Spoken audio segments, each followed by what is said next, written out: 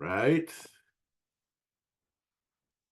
Well, good morning and welcome to our webinar on the Technical Assistance Grant for 2025. My name is Mike Moe, and I'm the Director of Tourism Development and Strategic Partnership for State of Washington Tourism. Today, we're going to provide an overview of our Technical Assistance Grant. It's designed to help your community get the expertise that you need to support a specific project. First, I want to give credit to the Washington State Department of Commerce, who awarded SWT with a $3.5 million Destination Planning and Development Grant. This program provides the funding for this grant, all of our previous grants, and anything that's to come. So a big thank you to Commerce for their confidence in SWT.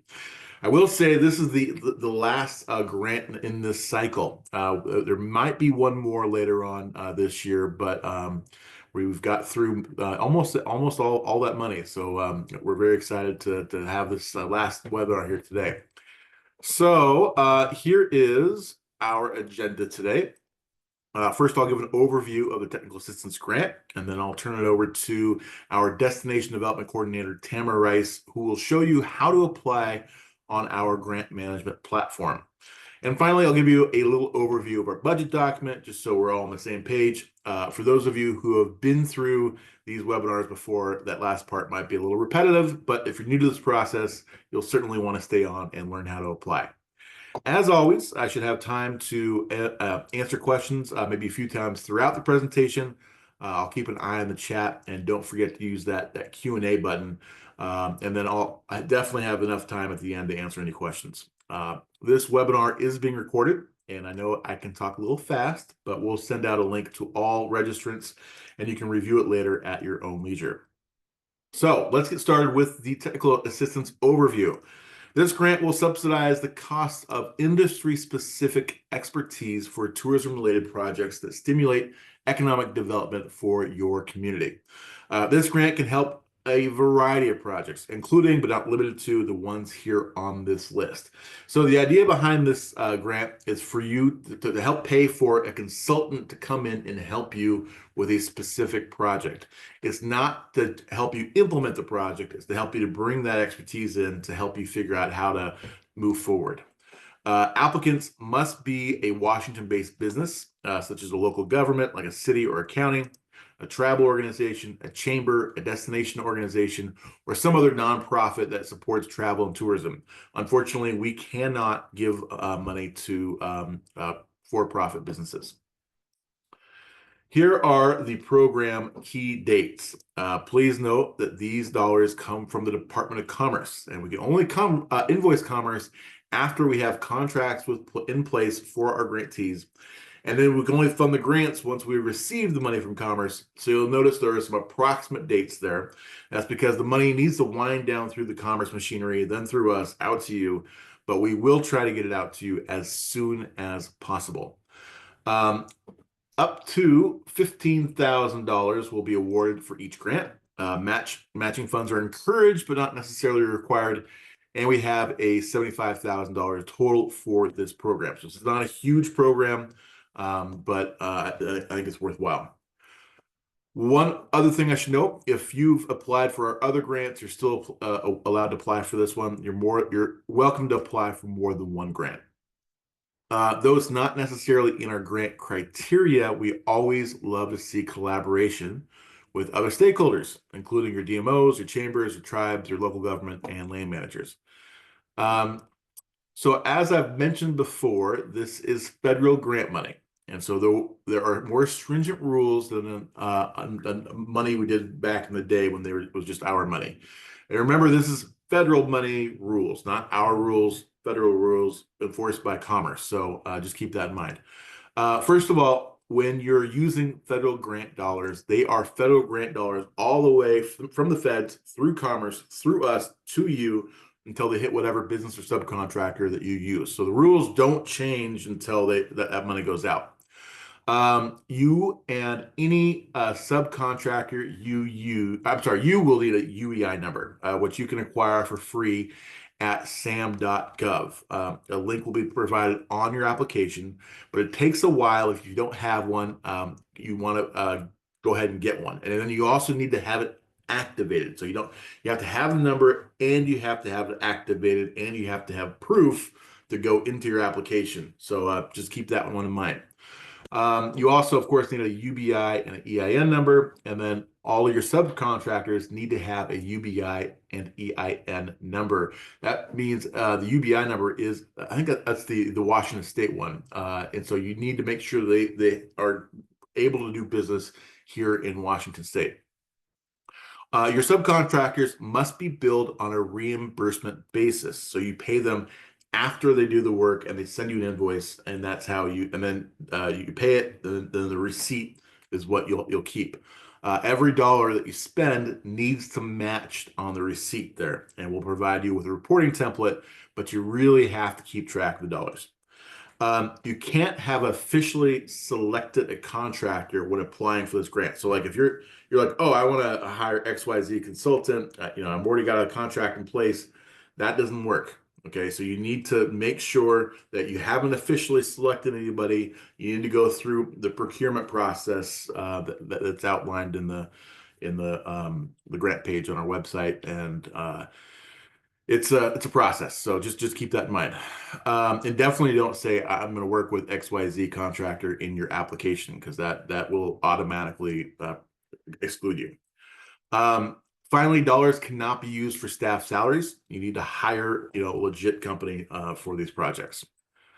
Okay. After you submit your application, your our grant review committee will score it based on this criteria, and so it'll provide a detailed proposal of the technical assistance that you're seeking. Please include a timeline, a budget summary, partners, and all other relevant information. That budget is one of the first things I always look at when we're looking to review, because that'll tell us if everything on there that you're going to spend money on is applicable and legit for this purpose. How will this grant project support travel and tourism in your communities? 25%. Provide a statement of need for this grant. Why does your destination need the money for this grant project? How does this grant incorporate safety, security, accessibility, and inclusion? What kind of match funding will be available for this grant? And then how will you comply with all the reporting requirements? So I'm going to stop there. I'm going to stop sharing here, and I will take a look at questions. We do have Lene, how you doing? For coming in from White Pass. Check the chat here.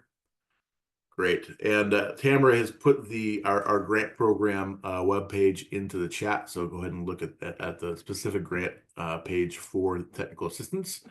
And then I'm going to turn it over to Tamara, who's going to walk you through the grant application process. Hi there, everybody. Yeah, so I'm going to gear this towards, I know a lot of you have already been through the application process, but I'm going to gear this towards the folks that actually have not used WiseHive, the application portal, before. But first, I'll let you know where to find the link for this program. You'll find it on the grant landing page, and it will be available on February 15th. So I'll go ahead and share my screen here. All right. Mike, are you seeing it there? Yep. Yeah. Great. Okay. So when you click on the apply button from the grant landing page, you'll come to this program info page first. And this has a lot of the same information that Mike just went over, just a little bit more here. There's the application timeline there, eligible project segments, stipulations for working with contractors, and some links that are very, very helpful and that you need to familiarize yourself with. Reporting requirements. This page will also have the FAQ for this grant program, and the FAQ for the application portal. We'll also include the recording from this today's webinar, and here's the contact information, my contact information for additional questions. So then you'll click on apply, and you'll come to, if you're a new user, you'll come to this screen here and enter your information. Now know that the email address that you use here will receive a 6-digit passcode that you'll enter after you click on create account. And I already have an account, so I've logged in. So I'm seeing here that I already have a couple of organization profiles set up. You will not be seeing this if you're brand new to this program. What we'll want you to do is click on this button that's right above the back button, Create New Organization. Please ignore this button above it. I'm sorry we're unable to remove that, but please just create new organization. And I already have my organization created, so this is what I see, and this is what we'll be collecting from you when you create yours. Your organization's legal name, your EIN number, your UEI number. Now remember, like Mike said, it needs to be an active registered UEI number with an expiration date. If you don't have an expiration date, it is not an active registered UEI number. So it's real important, go to sam.gov as soon as possible, make sure it is an active registered UEI number. If not, get on that right away. It does take some time. And like Mike said, you need to have a confirmation that you can download so that you can upload it into the application process. You'll need your UBI number here, your organization's mailing address, primary contact. We would like to have more than one contact in here. There's a spot for two more. If for some reason you don't have any additional contacts, just enter NA in the first two fields as they are required. Do you work with a DMO? If so, please enter that here and then click on Save Profile and Continue. At that point, you'll come to the eligibility check. We have two questions here. Does your organization reside in Washington? That is a requirement for these programs. And are you a for-profit business? For-profit businesses are not eligible to apply for this grant. So I'm going to go ahead and click yes here and no here and check my eligibility. And then I'm going to start applying. So also when you come to the application here, see this little icon with the three top profile heads here, click on that and you can add collaborators to help you with your application. The first section here is for your project information. We'll need your project title, a brief description, summary of your project, the anticipated start date of your project, and the grant amount requested. This grant amount has a maximum of $15,000. And also, are you open to partial funding? The estimated total cost of your project and your project category. You can select up to 3 categories here. If there's other, there'll be a drop-down menu here and you enter that information. Is this a fiscally sponsored application? And what region is your project in? And there's several different regions. You can select as many as you need to here. You'll enter your project location, and if there's additional locations, you'll enter that here. For the application questions, we have 6 questions here. The first one has a maximum word count of 800, and the other questions all have a maximum word count of 400. And then we come to the supporting documents. So on this one, I'm going to point out here the grant budget. What I'm finding is there's several applicants that are not using the grant applicant budget template here. Please do use this budget template. It really helps the review committee. It's consistent. It just speeds the review process along, and it's great for clarification. And then we'll need your EIN determination letter uploaded, and your applicant's application, your UEI number, active registered, like we talked about before. Here's the sam.gov link for that. Your UBI number, there's the link to that if you have questions on that for your Washington business license. And then we'll need a completed and submitted W-9 form. Please don't just upload a blank W-9 form because we'll need to request completed and signed and current. We'll need your organization's annual budget information. You cannot upload a budget spreadsheet here. All we need is a round number. Also your organization's annual marketing budget. We'll need your legislative district for your organization location. If you have more than one, please enter that here and just place a comma in between the numbers. There's a spot here for optional documents. Some folks like to upload draft quotes.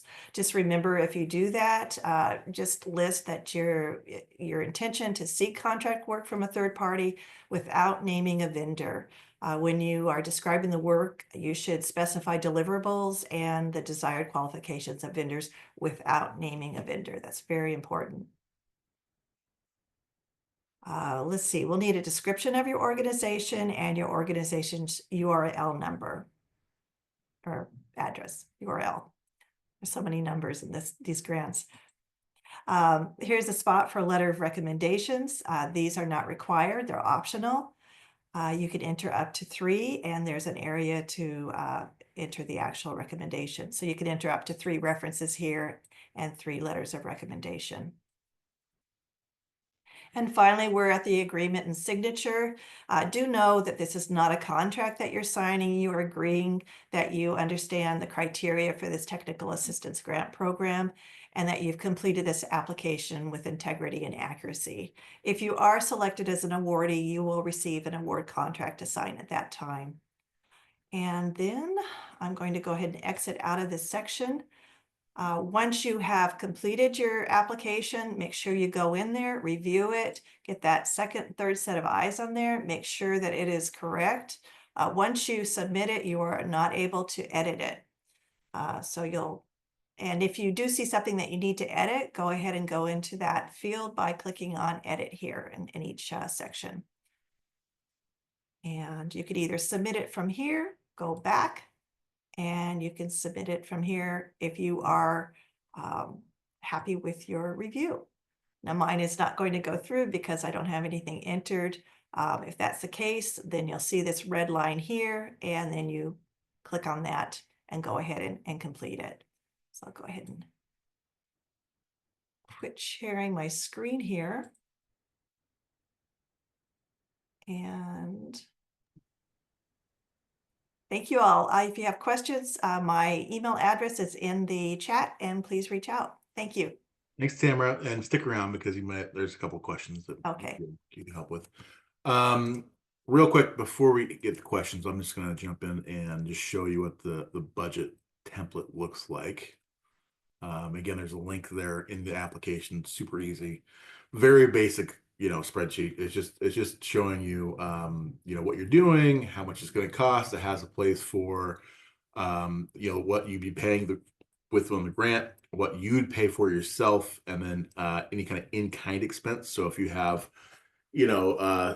a consultant or somebody who's going to, volunteer some of their time, that would work there. So again, very basic spreadsheet, but please use this one. Like Tamara said, it's really nice to have a uniform budget template. Okay, a couple questions. Does the applicant qualify for a percentage of admin costs in the proposed budget? No, unfortunately, Commerce has said this. None of this can be used for admin. This sounds like dollars can only use for consultants. Can we use vendors to actually execute on the needs for building out our technical needs? Looking back, this is meant to be for more planning purposes. But looking back into previous grants from last year, we did have a couple that they planned the website and they also helped, create the website. So I would say you would be eligible to apply.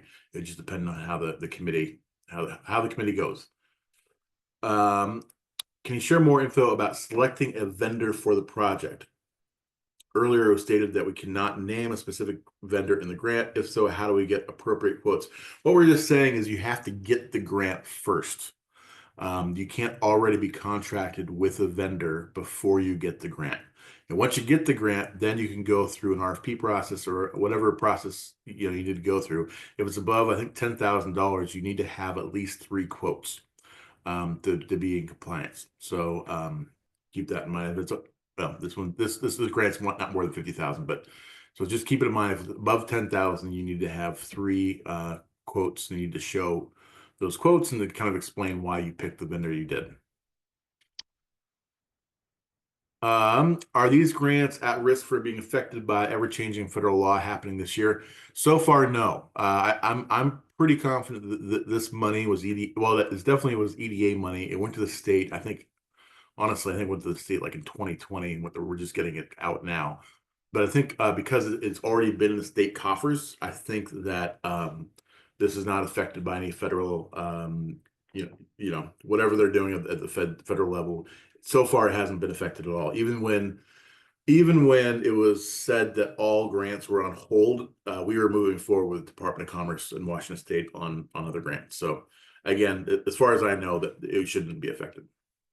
Good question though. Okay, that's all the open questions that we have that I see. Unless there's any more to come in, I'll give you a couple of awkward moments.